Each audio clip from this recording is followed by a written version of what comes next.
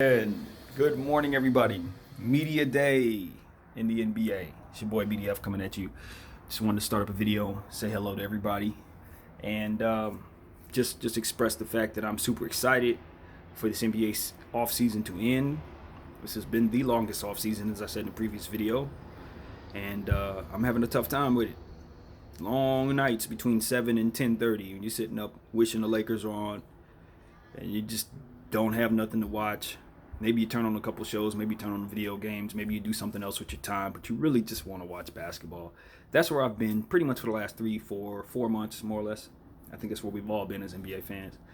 But as a Laker fan, it's been extremely long because obviously our team has made some significant improvements since the season ended for us. And on a personal level, I didn't get a chance to see the end of the season because I cut my cable off. I cut it off somewhere around, I think it was April. So you can imagine how long this off season has been. Early April. Yeah, I missed the end of the season. So all that good stuff that Caruso was doing, I went back and watched some highlights and stuff. And, you know, I'm really excited about his tenure with the team after seeing what I just saw. So everybody's been going crazy over Caruso. I just thought it was a lot of like cult type energy. People were just surrounding themselves with him because he's Caruso. He doesn't look like a basketball player necessarily with the hairline. He's, looks like a Euro guy that looks like he just hopped out of off a couch or something and he's going to work. But when you look at what he's been doing, especially how he ended the season, you can see where he's taken some steps in the right direction in terms of his production.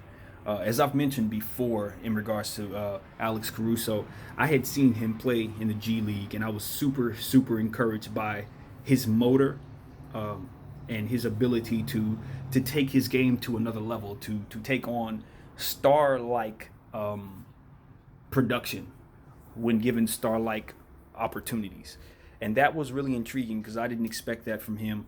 Even though I'd seen him do some extraordinary things in terms of what you expect from him, like jumping out the gym and dunking on people's heads and stringing together some really good handle moves and nice pass moves. He really does have a fantastic repertoire of offensive and defensive talents, point guard skills to be more specific. And I like his size in terms of him being able to potentially play the two as well. So I didn't make a video on Alex Caruso because I wasn't as clear on his progress over the last, I'd say, year. He, of course, watching our team, he didn't play as much, and when we did play, he was usually in garbage minutes during the time that I was watching. But near the end of the season, right around the time when I stopped watching, he really took off. So just wanted to get some acknowledgement for our young guard down there, and I'm definitely looking forward to him maybe even getting a chance to earn a starting spot on this team. I think our point guard position, as I've mentioned a million times, is good, but it's up in the air. We don't have any stars, and I would go as far as to say we really don't have anybody that we're super excited about playing that position. Rondo is a guy who's long in the tooth. He would not have been my pick to play starting point guard on this roster, but knowing that LeBron James is here, we just didn't really have to address the point guard position, I don't think, as seriously as the rest of the league does. But I'll tell you this. If Alex Caruso can continue to take steps in the right direction, continue to play well on and off the ball, continue to be strong defensively, as strong as he can give us, continue to work on his body, which he's been doing. We see the type of off season that he's had. If he can do that, I think he has a chance. I really do. Figure he's dealing with Rondo, Quinn Cook, Avery Bradley. Quinn Cook and Avery Bradley are two guards, naturally. One is their secondary position. Their primary position, both of them, I believe, is a shooting guard position. So that works in his favor. So I think he has as good a chance as any. If there was anything the Lakers need to address, in my opinion, it would be the small forward position, backup small forward position. I want an athletic 3 on this team. I don't think we have right now. And the point guard position. So if Alex can step in and do that, that's one less thing we have to consider. So I'm pretty dang excited. I'm not gonna lie. Going into this season, this is about as excited as I've ever been. I do remember my excitement increasing once the Pau Gasol trade went through mid-season after Andrew Bynum went down. That's the last time I remember being this excited. But this is great. Anthony Davis is on. Yeah, I'm on record saying that I didn't love the trade. I don't love the trade. Love the player though, and I was able to separate those two opinions. The player himself, of course, we're happy to have him. My concern is, did we give him? Did we get him under the circumstances that may have it so that we lose him? That's my concern. If he's not happy this year, if he decides he likes greener pastures elsewhere, if he doesn't like playing with LeBron, if he doesn't like playing under Vogel, all of those things could lead to him being a free agent and bolting on us at the end of the season. And I felt like when you're giving up the type of assets that we did, young prospects, picks, and all of that, you want to make sure that you have the player that you're trading for under contract. And then the Lakers took the risk, and I thought it wasn't a worthy risk in my opinion. But I knew that would quickly subside when you realize how valuable 1 year of Anthony Davis' services can actually be, and what they potentially do for our squad. So now that we're contenders, now that everything has come to pass, I'm certainly happy about the fact that we're contenders, and I don't know that I would really want to rescind that trade in any way, shape, or form. I don't think I do. The only reason why I would regret the trade is if Anthony left. So everything's contingent upon whether or not he stays, and as of right now, I don't see any reason why he would not be happy going forward. Can't see any reason right now. So, yeah, great times ahead, hopefully. That's really all I had to say. Just want to come on here and say hello. And, I'm sure there will be more to discuss later on as media day unfolds. People will have things to say, and there will be quotables and stuff like that.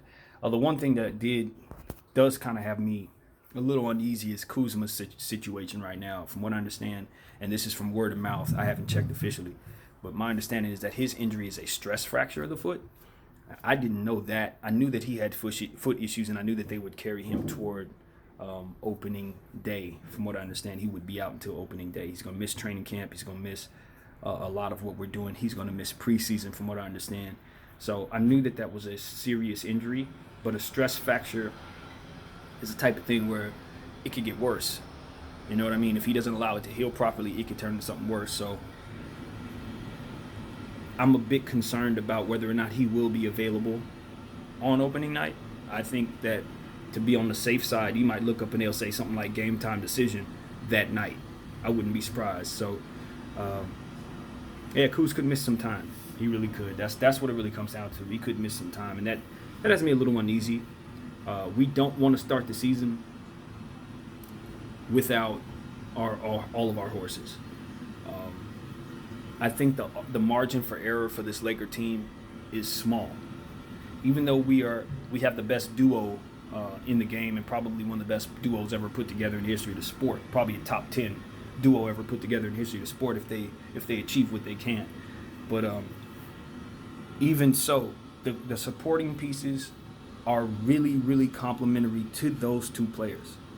Okay? If you remove one or both of those two players, our team is not very good, and that's the difference between us and the Clippers. The Clippers can remove PG and Kawhi Leonard, and they still have a cohesive unit that they feel they can at least be competent with. They can run some teams around. They could beat the Charlotte Hornets without PG and Kawhi Leonard. I guess that's what I'm saying. They can beat the Orlando Magic without PG and Kawhi Leonard. I don't know that we can. Our pieces don't complement one another well without the stars, and that's why I think most analysts and people who are paying close attention to the rosters pick the Clippers as a better roster, because ultimately they can survive without their stars, and I don't think that we can. So that's my opinion. I know there are a lot of Laker fans that probably won't agree with that. That's cool. Because it just comes down to who's playing and who's taking care of themselves, and how the coaching staffs running the system and all of that good stuff. So a lot has to fall in place other than just players being healthy. But just on paper, when you look at what we have, our pieces best complement the stars. So we need those stars, and I think Kyle Kuzma is one of the pieces that are most important in complementing those stars, because he gives LeBron James a surefire 6 assists a night. LeBron's going to get assists off this guy. He's going to open up the floor for our stars. He's going to create opportunities for guys to get open looks, because you can't really double off of Kyle Kuzma anywhere on the floor. So without him out there, you can kind of zero in on LeBron James you kind of zero in on Anthony Davis and make life a little harder for them without the option of those other guys. Now, Danny Green is going to be able to stretch the floor. We got players that can help, but Kyle Kuzma is the real guy that, if you're not paying attention to AD and LeBron James, you're looking at him. And when those two sit down for a breather, he's the guy that's going to be the focal point of the offense and the focal point of what we're doing. So without him out there, we are, we're a little thin outside of our stars. So hopefully he can come back healthy. Hopefully he can take the step in the right direction with his third year in this league. And it's gonna be fun. It's gonna be super fun. And this is the first time. This is the first player. Well, LeBron James, Anthony Davis are the first superstars to put on Lakers jerseys and have a real rivalry in-house in LA. No other player, Magic, Kareem, Kobe, Shaq, you can go all the way back as far as you want. None of those guys have had the pleasure and privilege of having a legitimate Clipper-Laker rivalry to put on their belt. So if LeBron James can run through a contending Clipper team and win a championship for the Lakers, I think that would be even better for his legacy than what he was anticipating coming here. Because, there was no Clippers in the way. Even though the Clippers were a better team than us when he got here, nobody expected them to make the jump that they did, getting the two players that they got. And so this is a real treat, and I'm sure Kobe Bryant would have loved to have a real Clipper team to battle with, Magic and all those guys. I'm sure they would have loved that, because the Clippers weren't worth talking about at any given time in the past when we had superstars. So this is a good look for him to gain his respect as a Laker and gain his positioning in the Laker lore. You know what I mean? Beat the Clippers, beat a championship contending Clipper team, and win this rivalry. It'll be great for his legacy, in my opinion. So that's what I got to say, man. Thanks for watching me. BDF 44. Peace.